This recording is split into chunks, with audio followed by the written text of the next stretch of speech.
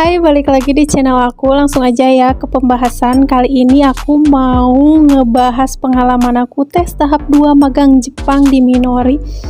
Sebenarnya aku bingung juga ya ngejelasin tes tahap 2, karena tes tahap 2 tuh nggak seperti yang kalian bayangin. Wah, interview kayak gimana nih, kayak pasti tegang banget nih gitu, kayak enggak.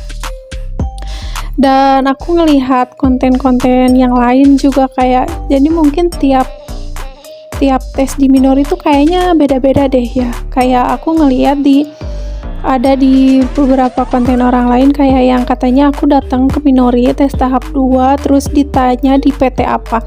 Jadi aku tuh waktu tes tahap pertama di Minori itu nggak dikasih tahu ya kalau kita tuh di perusahaan apa. Kita tuh belum dikasih tahu di Jepangnya tuh di perusahaan apa. Tapi ada di konten orang lain yang kayak mereka tuh udah dikasih tahu. Jadi pas tahap 2 tuh mereka tuh datang terus mau tes tahap 2 di PT ini katanya gitu. Tapi pas aku datang ke sana tuh karena aku tes tahap 1 ya barengan sama teman-teman yang barengan sama tes aku. Waktu tes tahap 2-nya tuh kita tuh datang ke sana jam 9 pagi. Waktu tes tahap 1 kan aku disuruhnya jam 8 pagi tak. Nah, untuk tes tahap 2 itu tuh lebih siang, dimulainya tuh jam 9 pagi ya, jam setengah 9 lah udah di Minori gitu. Tapi pas aku datang ke sana tuh ya langsung aja bilang mau tes tahap 2 gitu, enggak bilang mau ke PT ini tes tahap 2, enggak, soalnya kita tuh sama sekali belum dikasih tahu gitu. Nah, pas kita udah ke sana nunggu rekan-rekan yang lain datang gitu. Lalu kayak kita tuh nggak ditanya hal yang aneh-aneh gitu. Kita tuh bukan kayak interview yang wah tegang banget, enggak. Pihak Minorinya tuh kan ini tuh baru interview dari pihak Minorinya ya. Jadi ini tuh hanya untuk meyakinkan pihak Minori kalau kita tuh benar-benar nggak mau ke Jepang gitu. Jadi tes tahap 2 ini tuh bukan yang kayak tes kayak gimana yang bikin tegang, enggak. Kita tuh cuma ditanya lagi data diri kita, terus kita harus ngejelasin biodata diri lah, lebih lengkapnya pengalaman kita di mana gitu kan. Terus kan aku ditanya kayak gini, kan aku anak tunggal ya, aku sendiri. Pihak Minorinya tuh waktu aku interview gitu tuh ditanya tuh kayak, kalau kamu ke Jepang orang tua gimana? Orang tua beneran ngizinin enggak gitu. Kayak mereka tuh cuman perlu pengen ini anak tuh bener-bener enggak pengen ke Jepang. Terus kayak aku ditanya minta izin ke orang tuanya tuh kayak gimana gitu. Terus ditanya tanggapan orang tua kayak gimana. Jadi tes tahap 2 tuh lebih kayak mereka ingin mastiin kalau kita tuh emang beneran niat pergi ke Jepang dan udah pasti gitu. Apalagi kan kalau cewek ya, soalnya katanya udah tahapan berapa ya, katanya ada yang mundurin diri karena mau nikah gitu. Jadi kita tuh diyakinin kayak ada rencana nikah gak dekat-dekat ini gitu. Cuman kayak gitu doang sih. Aku lebih kayak ditekankan kayak pengalaman kerja di mana aku kan kayak terus nanti kerja di Jepangnya tuh kayak gini loh. Kalau terus dijelasin juga cuacanya, kayak kalau dingin banget, kalau panas banget gitu. Terus ya kayak budayanya beda gini ya, mereka ngejelasin pahitnya lah berada di Jepang tuh kayak gimana. Jadi tes tahap 2 tuh bukan yang kayak terlalu menegangkan ya, kayak ya biasa aja, cuman ditanya data diri doang, kita ngejelasin data diri terus riwayat. Oh iya, buat yang kalian mempunyai riwayat penyakit ya, nanti ditanya oleh si bapaknya dari pihak Minori, ditanya gini ya, pokoknya kalian ngejelasin deh kayak kalau kalian punya riwayat penyakit ya, kalau aku kan enggak gitu. Jadi lebih ke mereka nanyain kita aja gitu. Tes tahap 2 tuh cuman kayak gitu doang. Dan kayak kita tuh dicek kekuatan tangan gitu ya, pakai apa ya, alat apa ya, aku lupa. Intinya kita tuh dicek kekuatan tangan gitu. Jadi menurut aku untuk magang Jepang di Minori itu kayaknya yang diperluin tuh yang pertama ya pasti izin dari orang tua ya.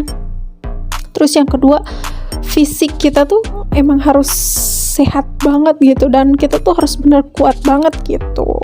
Ya, aku juga kayaknya ngejelasin tes tahap 2 tuh ya cuman gitu aja, nggak ada hal yang kayak harus tes tahap pertama kalian kayak mikirnya kisi-kisi gitu. Kalau tes tahap 2 tuh lebih kayak ya kita nyerita aja gitu, kayak mereka nanya ya sesuai di biodata yang kalian kirimin, misalkan sekolah, daerah mana, ini tuh letaknya tuh di Kabupaten Jawa Barat, misalkan aku Tasikmalaya di Jawa Barat gitu, kayak sebelah mananya, deket ini enggak, ya mereka lebih kayak ngobrol aja gitu. Kayak tes tahap 2 tuh nggak kayak tes tahap 1 yang kayak kita harus mikir gitu, jadi nggak ada kisi-kisinya untuk tes tahap 2 gitu. Jadi kayak cuman ya kita nyeritain diri kita sesuai yang biodata kita kirimin ke Minori secara online itu. Jadi mereka nanya balik ke kita, misalkan kalau kalian yang punya saudaranya sekarang di mana gitu, kayak gitu doang gitu. Beda kan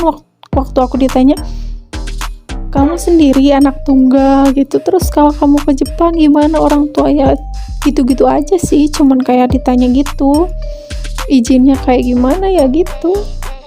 Karena aku nggak ada hal-hal yang aneh-aneh ya, nggak ada riwayat penyakit yang macem-macem juga, jadi nggak ditanya aneh-aneh gitu. Nah, untuk setelah tes tahap 2 ini ya, nantinya itu kalian itu dimasukin ke grup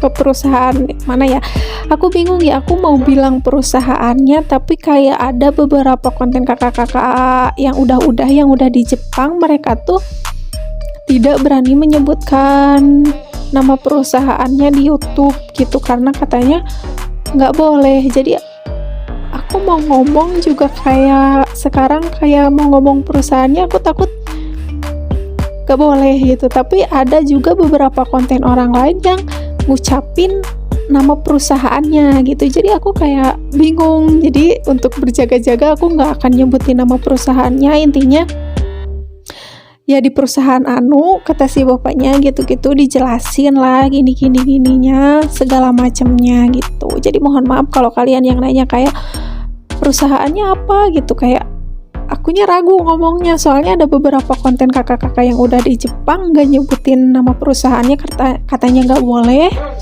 Aku nggak tahu nggak boleh dari pihak Minori atau dari pihak perusahaan. Ya intinya kalau misalkan perusahaan ngelarang ya pasti Minori juga ngelarang gitu.